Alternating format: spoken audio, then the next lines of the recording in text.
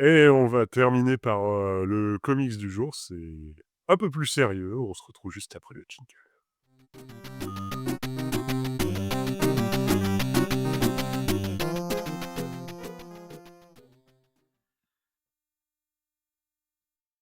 Alors, pas d'araignée, cette fois-ci, mais quelque chose qui se passe quand même à New York avec le reboot, relaunch, on sait pas trop en fait, des Tortues Ninja par Jason Aaron et Juan Ferreira. De quoi ça parle? Alors, Techniquement, c'est un relaunch, on va dire. ouais, techniquement, c'est un relaunch. Vite fait, techniquement, où on en est? Donc, Jason Aaron a repris la série, l'été de l'année dernière. Donc, il a eu, plusieurs artistes, sous la main pour faire ses 5 premiers numéros. À savoir, on a Chris Burnham qui est toujours très, très impliqué dans tout ce qui est Tortues Ninja. C'est un peu lui, en ce moment, le maître étalon non officiel de tout ce qui touche aux tortues, chez IDW. Quand il est dessus, c'est généralement bon ou très bon. Quand il est pas dessus, c'est généralement, pro caca. Voilà, donc pas très compliqué. Il a quand même eu, Joel Jones, Raphaël Albuquerque, Cliff Chiang et Derek Robertson pour faire ses 5 premiers numéros. Quand même, c'était un C'est des beaux truc, noms, c'est des ah jolis oui, noms, oui. Mmh. c'est des jolis noms et c'est très beau. Ça avait été annoncé quand même en très grande pompe, l'an dernier. Je vous avais fait des news dessus à l'époque. Là, pour ceux qui ont la chance de nous voir en vidéo, je vais montrer quelques planches, vite fait. Voilà. Donc ça envoie, hein. Vraiment, visuellement, c'est quand même, chouette. Et qu'est-ce que ça raconte? Eh bien, ça se passe, après le run de Sophie Campbell, donc après tout l'arc, Mutant, Torn et cette, partie de l'univers, extrêmement décriée pour plusieurs raisons. On y reviendra peut-être un jour, je vais pas trop m'étaler là-dessus. Dont Voilà. vous n'avez pas encore lu la fin en français. Oui et oui, c'est vrai, oui, oui, alors, une très bonne remarque étant donné Mmh. qu'on commence enfin, iComics publie le relaunch alors que l'arc Mutanton n'est pas fini. On n'en est même pas à la partie, comment ça s'appelle déjà? Armageddon Game, qui est le gros event avant les 10 derniers numéros à peu près de Sophie Campbell. Donc en soi, vous prenez ça, vous êtes dans le flou total si vous n'avez pas lu la V. Moi, j'ai eu la chance de le lire, donc voilà, mais dans le flou total. Donc, alors ceux qui veulent pas se faire spoiler la fin, je vous conseille d'arrêter cette chronique. Donc, le méchant Armagon a été vaincu, grâce à Donatello, mais qui a fait plein de voyages dans le temps, de voyages spatio-temporels, tout ça et donc c'est un petit peu ce qu'on a au début. Il est devenu fou. Il est devenu complètement fou, il a eu le cerveau complètement détruit par ça et les tortues ont fini par se séparer parce que, bah, pour rien vous cacher, Donatello était prédestiné apparemment à devenir le méchant. Bon, tout ce qu'a fait Sophie Campbell, quasiment, ça a été jeté à la poubelle parce que, bah, c'était au-delà du fait que c'était très polarisant, je pense que Jason Aaron ne savait pas du tout quoi en faire, donc il est reparti sur des bases fraîches et c'est sans doute aussi ce que lui demandait IDW. Donc les tortues sont séparées et au cours de ces 5 premiers numéros, donc il y a que les 5 différents artistes, il va essayer de les réunir. Ce qu'il va faire et à partir du moment où les tortues sont réunies, c'est là qu'on entre dans le vif du sujet avec l'arrivée de vraiment le génial Juan Ferreira à partir du numéro 5 et vraiment vous avez des planches là-dessus, c'est Juan Ferreira, c'était vraiment l'artiste qu'il fallait pour les Tortues Ninja. Vraiment, lui et Santoluco, c'est vraiment je pense qu'ils vont marquer et donc les Tortues sont de retour à New York et le clan Foot aussi, sauf que cette fois, ils sont méchants. Enfin, ils sont redevenus méchants. Ils sont redevenus méchants. Alors, on ne sait pas trop pourquoi, sauf si vous avez lu, l'histoire, enfin la deuxième partie, de l'histoire du clan Foot, par, Matteo Santoluco et encore une fois Chris Burnham, qui explique pourquoi, bah, à nouveau, le clan Foot, essaye de tuer les tortues. Donc ils ont, un allié à New York qui s'appelle, Hieronymus Hale, donc qui est le nouveau procureur et on a une espèce d'histoire, un petit peu façon The Last Ronin où les tortues sont attaquées par, une police qui a été, footifiée, on va dire. Les flics, enfin le clan foot a tout infiltré. Ils sont partout, ils sont la police, enfin ils sont tout quoi. Ils sont à tous les niveaux et les tortues ne peuvent pas se cacher donc voilà, je peux pas trop, spoiler. et franchement, pour les avoir lus, séparément à des mois d'intervalle, j'avais trouvé ça un peu mou et je comprenais pas où ça allait et là, finalement, pour les lire vraiment dans ce petit format trade paperback, plutôt joli là de Hell Comics et ben, ça enfin, je veux pas dire que ça prend encore tout à fait son sens parce que c'est une grosse intro, mais on voit que, Aaron et Ferreira, ils essaient de faire quelque chose, ils essaient de remettre ça sur des bases peut-être plus solides et plus familières. Alors on pourra toujours, dire que c'est un défaut ou pas, que ça j'ai envie de dire peu importe. C'est pas ce qui est essentiel ici. Ce qui est essentiel, c'est qu'ils essayent de créer vraiment une histoire Tortue Ninja et de remettre vraiment les bases, c'est-à-dire les tortues à New York, heu, des fugitifs, parce que bon, malheureusement les mutants sont devenus une norme, dans le monde, du comics Tortue Ninja.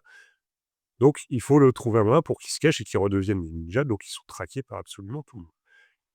C'est pas mal, on sait pas trop encore où ça va aller et on ne le saura jamais car si vous avez écouté la dernière émission, vous savez, eh bien qu'après, 10 numéros, Jason Aaron et Juan Ferreira ont pris la porte et sont remplacés par, le scénariste qui avait écrit Superman écrase le clan et par, Freddie Williams III. Jen Luen Yang, Voilà, pour le qui scénariste, ouais. vont dans une direction, bon, on ne sait pas laquelle encore, mais qui vont sans doute pas reprendre, ce qu'essayaient de faire, Aaron et Ferreira. Donc on a un début d'histoire, enfin on a une intro, un début d'histoire et c'est tout ce que vous aurez, sur, Jason Aaron et les Tortues Ninja parce que c'est pas encore ce qui s'est passé, visiblement Jason Aaron était là quand même, pour rester, hein, au début et finalement, bah, après 10 numéros, et c'est vraiment dommage parce que, bah, quand même, quand on y sent, on aimerait savoir ce que Jason Aaron voulait faire et surtout, on aurait aimé voir beaucoup plus de Juan Ferreira sur les Tortues Ninja parce que vraiment, c'est un artiste, je pense, qui est à suivre. Donc au moins, si vous voulez savoir ce que ce gars, il a dans le ventre, lisez ce tome 1, même s'il y a qu'un numéro de Juan Ferreira dedans et lisez le tome 2 qui va paraître pour voir, tout ce qu'il a à proposer sur les Tortues Ninja parce que je trouve ça vraiment très intéressant. Qu'en penses-tu, Al? Oh, moi, je ne suis pas vraiment très au fait de des Tortues Ninja.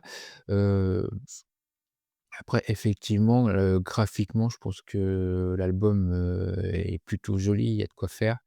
Il y a déjà effectivement tous les jolis noms, des dessinateurs invités et effectivement, moi, quand j'avais vu les premières planches de Juan Ferreira, j'avais dit: «Ah oui, là, ça envoie du lourd». Et ils ont sûrement trouvé effectivement un bon dessinateur, pour tout ça.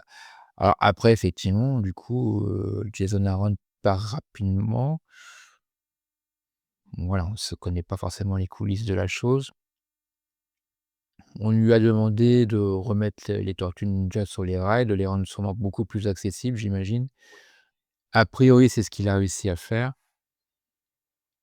Pour la suite, ben, ça sera aux nouveaux auteurs de le faire et puis, bah, du coup, on verra sur pièce, hein, mais voilà, c'est un peu aussi, la vie, quotidienne, des héros de comics, hein.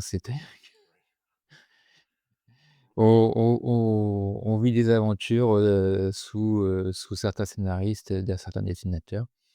Des fois, c'est vachement bien, des fois, c'est un peu moins bien et puis, bah, les artistes suivants arrivent et rebelote, on repart, sur de nouvelles bases.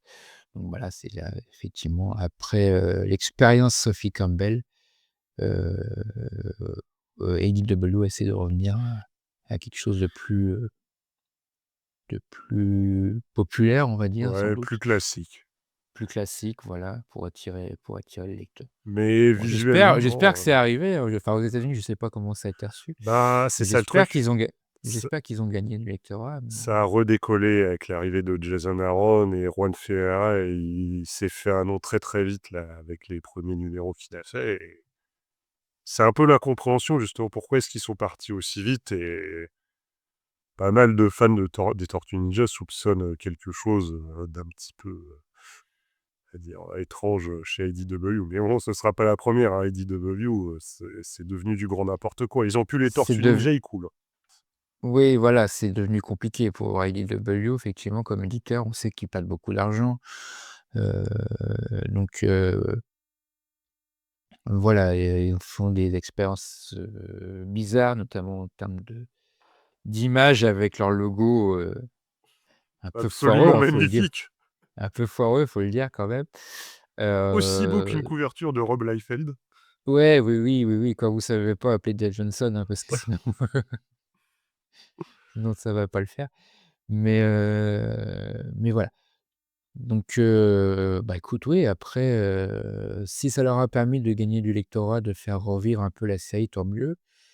En France, ça va être aussi une autre paire de manches parce qu'effectivement, on a ce gros problème d'avoir, lancé cette relance, ce relaunch, alors que la série précédente n'est pas finie. Ils ont fait le même coup, avant.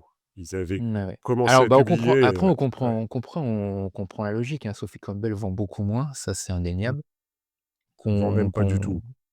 Oui, voilà. Alors, Sullivan qu'on Rowe, il soit en avait parlé, hein, c'est un désastre, oui. Oui, Tortue oui, non, non, Ninja mais Reborn. oui, oui, on le sait, il en avait parlé effectivement dans une interview, tout ça, il ne s'en était pas caché.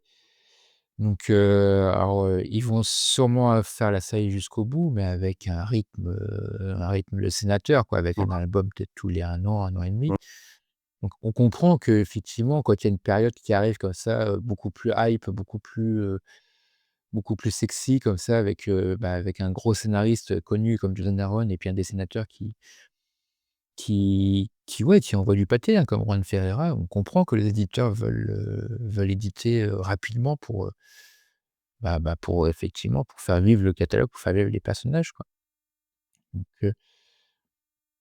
voilà, c'est compliqué, hein, tout ça donc, tant mieux pour les Tortues Ninja. Si ça vit, au moins ça vit, voilà, ça ne reste pas statique et c'est au moins ça qui est bien pour eux, pour les personnages, pour la franchise, c'est que, il se passe des choses.